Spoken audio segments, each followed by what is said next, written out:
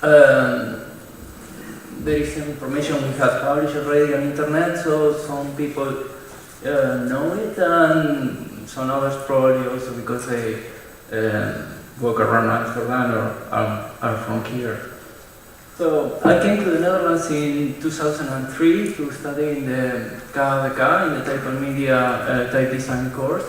And at that moment I was living in Amsterdam. And I am very fond of the Jordan and all bars. And immediately I started to pay attention to this style of lettering. But not many people could tell me or give me information about it, so it was a process in which I started to ask more and more about it and try to dig information. And but the problem is that there was nothing published about it. And well, luckily, maybe in 2004, I contacted one of the persons who had been involved in painting it. I finally found a bar owner who was friendly enough to take me to the house of Leo Beukebon. And Leo was a sign painter all his life, and he was the second person involved in the making or in the say in practicing the crude letter. As a note, aside, crude letter is a Dutch word that means curly letter. And it's rather generic because it means curly letter, and then we try to restrict the term, call it the Amsterdamse crude letter, because it's a particular kind of swashy or swashy script. So I had several conversations with Leo, some of them with Alessandro Colizzi. Also, he gave us a lot of information. It was really interesting, but still there were a lot of questions open, and Leo didn't want to disclose certain areas. So after a couple of years of chatting with him and trying to figure out the whole map of the style of how it started, I felt that I needed to go further and to try to answer some of these questions. So I went to the Amsterdam Photographic Archives. And this is a gorgeous place because it's very well maintained, and most of the pictures were taken in large format cameras, and they are very well digitized. So you can spend hours and hours blowing up small details. And then, well, going from the beginning of the 20th century, I started to get some interesting images with, I discovered that the first images where I could find the crude letters were dated in the beginning of the 50s. Some of them had very interesting, let's say, artistic, they had artistic value, but some others were a bit like more, less specific, or I had to blow up small details to find, the letters that I was looking for. But that was very interesting because at that moment I could see that from a very early date, the letters were very well shaped. So it wasn't a gradual project, it was someone that at this time was painting the letters in a rather skillful way. I was lucky enough to find a couple of months later an interview in the magazine Ons Amsterdam, a magazine devoted to the history of Amsterdam. An interview to another sign painter who was, in a very small paragraph, was crediting a certain Mr. Fischer as the creator of these wonderful swashy letters. So at that moment I had a name, but not much than a name, and a very common name. So it happened to pass some time until I contacted his daughter. Annick Fischer phoned me something like 2 years ago, and that it was incredible for me because then I could make an appointment with them and access to the information and images that were kept by the family. So now we have the name. He was Jan Willem Visser, and he was born in 1911 and he passed in 1987. He was the son of another sign painter called Johannes Visser. And Jan Willem learned everything he could from his father, and in 1941 he opened his own workshop. And then we see Jan Willem posing in front of his schilderbewijs, and then, I don't know if it's very visible, but there you can see his name in Krull letters and also there. So that picture for me was very happy event to find. And this is him. He was interviewed in a very tiny newspaper, always, you know, curious about this strange profession of being a sign painter. So we still have a little paper article where he goes a little on his profession. So now this is the only picture survived of him painting. Sadly, not crude letters, but fracture. But most of the style that he practiced, or you can see in the very few bars where you can find his work, because most of it has been blanketed or destroyed. He was combining the crude letters with a certain style of fracture. And this is one of the windows that still survives in Amsterdam that I suspect was painted by him. It's almost in its original condition, with a particular sheet construction that he was habituated to make. And this is one of the nicest examples of his fracture. It's in pristine condition, but it's very rare to find his letters in such beautiful form. This is another one, not so well preserved. And this is very interesting because I could see how he was working on paper. So he every year he created some documents, some diplomas, or he was commemorating a special occasion for the family and making this sort of papers, but he wasn't working with the calligraphic tools. Then you can see, looking at these works, that he didn't have a formal training in calligraphy. He was more working like a lettering artist, and he was using also a ball pen and, you know, overlapping different strokes to get the contrast, and well, finally arriving to these results that for me are very interesting to look at. And among the belongings from Jan Willem, I found something that for me was also a sort of end of the rainbow, because I could find what was obviously his inspiration, of his reference. So, and these are very curious volumes. This is it's a 19th century. It was book. It was published in 1885.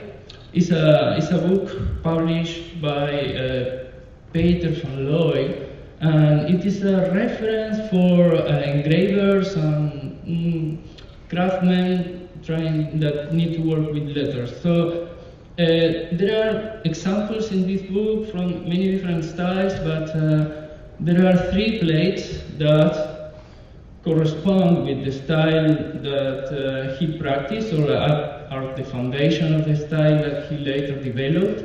And these works are credited to Johannes Heuvelman. Johannes Heuvelman is also a very interesting character, because he's not a very well-known writing master from the 17th century. So I immediately went to find the original book, and I started to compare the Peter van Looy 19th century book with the original. And I see that Peter Van Loo was as an engraver, but at the time he produced the book, the photographic reproduction or photographic engraving was not common. So everything was copied by hand, which adding, of course, another layer of his interpretation of his hand. So now we see the comparison between what the sign painters did and the originals on the book, and you see that it's not exactly the same, which makes it much more interesting. But you still see that there are particular features that correspond to each other, so for me there is no doubt that this was the everyday reference. I think he was probably in the first years looking at the samples, and then he learned by hand and started to just paint it, and of course adding his own creativity, and some letters are with no doubt very, very original. And this is the book by Johannes Heuvelman that was the inspiration of the book made by Peter Van Loo, and it's read something like Didactic ABC for the benefit of the youth. And it's a small volume that is still kept. There are very few surviving copies. One is intact in Harlem, and I went to visit it in the North Holland archives there. And I was comparing the Peter Van Loo examples with the Heuvelman examples, and then a new world of new questions open now, because some of the most interesting letters that I was trying to find from where they came from were not there. So for example, this 3-story sheet that is so beautiful in the final incarnation, it is in the Peter Van Loo example, but it's not in the Heuvelman example. And there are other examples, there are other letters that are credited to Heuvelman, but are not there. So, or it's a mistake, or maybe there is a missing page, I don't know. So, there are some things that I still I'm trying to answer. But we all know, for example, that at the moment of Peter Van Loo, and even Visser, they considered in the 19th century and 20th century, they considered that was a very old Dutch script, but all we know that this is not true. The style was originated in Italy, and it's a late Cancelleresca, much created by or proposed by Cressy in 1560, if I am not mistaken. So this is an example of Cressy, where you can find some of the most characteristic features.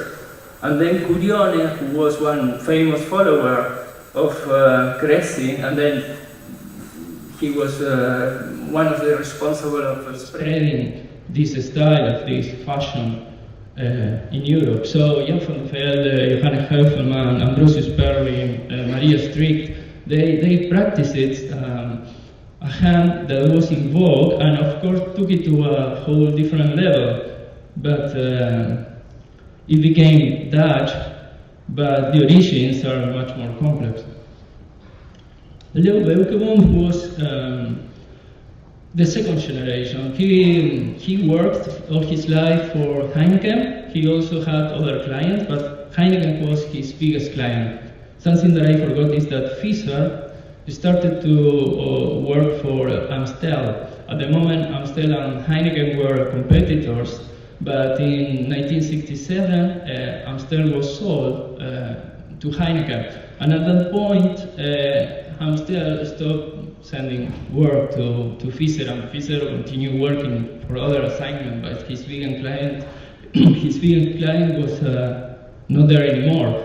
And the person who had started to paint for Heineken had to, cover this demand, and Leo Beukeboom was younger and had started to work for Heineken in 1967 as well, and he learned the style. And this is a very beautiful picture that someone in a bar owner gave me, and it's yeah, it's the most interesting portrait that I have so far, and it's beautiful because it's a nice picture, and he's painting one of the bars in the pipe. So most of the letters that you will find around in Amsterdam are now were painted by Leo, because they were made in a much modern date. It is very difficult to distinguish the features of both, because Leo learned how to paint it very, very well. And still there are some proportions and some habits in both that are different, but I must say that I still sometimes have many doubts when I found certain examples to know who of them made them. These examples that I am showing you are gone, sadly. So we are preparing a book about it. The research is rather extensive at that point, and I wanted to make the book with a real photographer, because I think I can take pictures, but a professional photographer can add a poetic dimension to it, because we are going, over something that is beautiful and has an architecture and a historical context as well. And so from Becker, I thought he was the right person, because he lived all his life in Amsterdam. So he's gonna continue with the second part of the speech, telling about his experience photographing the last surviving examples of the crew letter. Hello everyone. I'm going to speed up because we have only 5 minutes left, so pardon me for speaking really fast. I work here in Amsterdam as a photographer and graphic designer, and have both a professional and amateur interest in typography. My first memories about type are of my grandfather, who worked as a typesetter, and his name was Visser as well, but that's totally coincidence. And he did that until he was way in his 70s. You see here on the left, the happy dude with the leather coat. The woman is my grandmother, and they rode motorcycles in 1932. Of course I buy fonts myself, and I use them in my work. But once I got to know real typographers, I discovered that typography is both an extreme sport and a very sophisticated trade. It made me love type even more. And as a photographer, I've been working on a series about the city of Barcelona, which I view with an outsider's view, which results in surprising images that for the locals are of things that they take for granted. Likewise, only after getting acquainted with Ramiro, through those same connections in Barcelona actually, I noticed the beauty of the very local tradition of the hand-painted letters in my own city of Amsterdam. So you could say that it often takes an outsider's view to really see the beauty of your own habitat. Let me show you some examples of these beautiful letters. And I have to do this really quick, I'm sorry.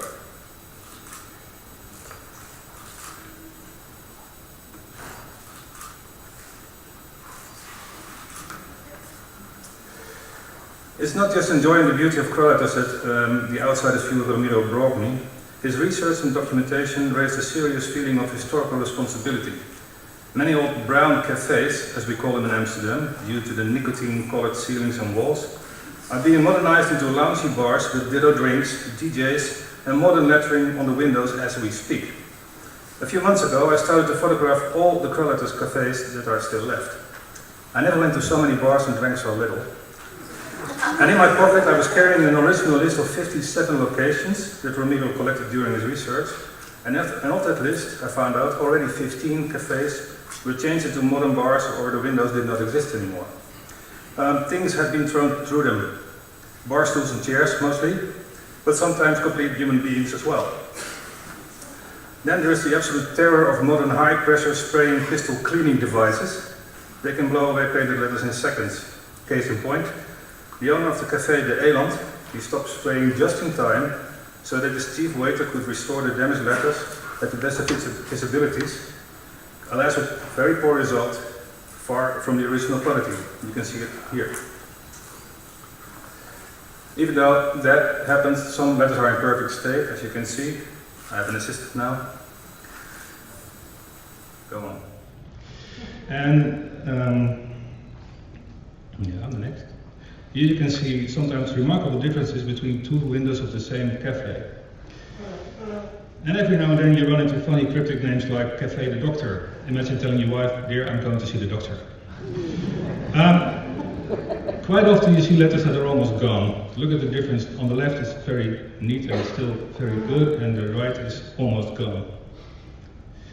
Even worse are the examples of many letters that were painted in an attempt to copy the curl letter style, but they are nothing but a poor excuse for painted letters. I suppose you can all recognize the poorly copied letters in the first case below and the next case on the right.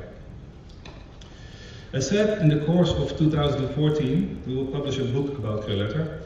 It will be bilingual for both the local and international public, for type geeks like us, but also for relatively normal people that either love the city of Amsterdam, typography and or photography. Some more photographs for the book. Can you go one back? Studying the letters through making pictures, I developed a preference for certain letters. For me this is new and slightly odd, but maybe you recognize the affection one can have for a single consonant. In my case it's the lowercase g and the lowercase f, the letter you find in the word café, of course, as you can see here. And then there are some examples of the G with a beautiful lobe all the way to the left, and some are really hurt by aging, as you can see.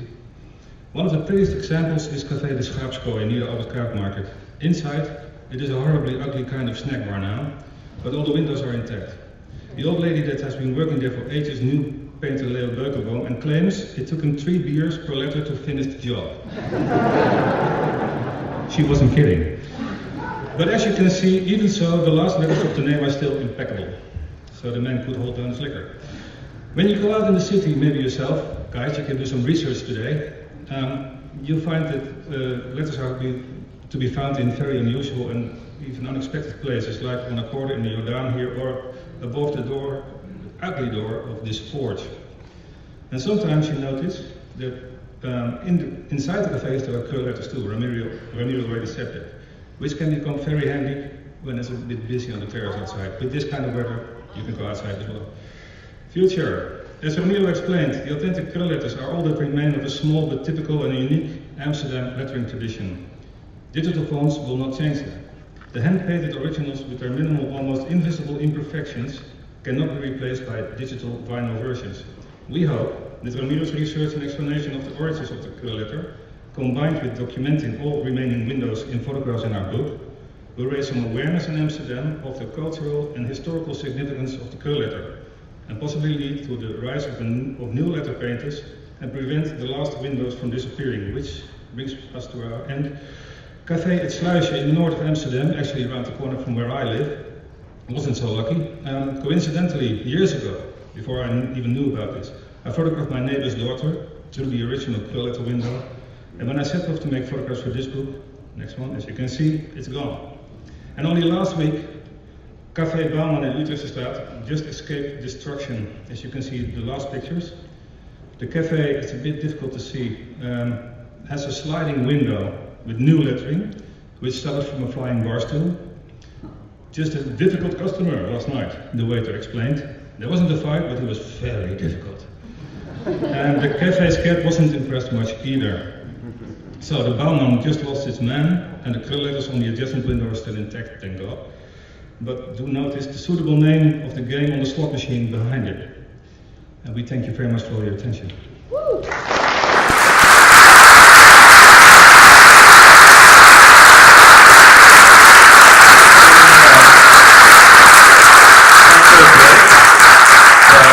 If you guys have any questions at the moment, we can do that.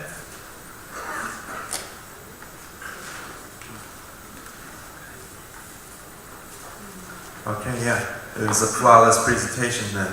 Talk more about that.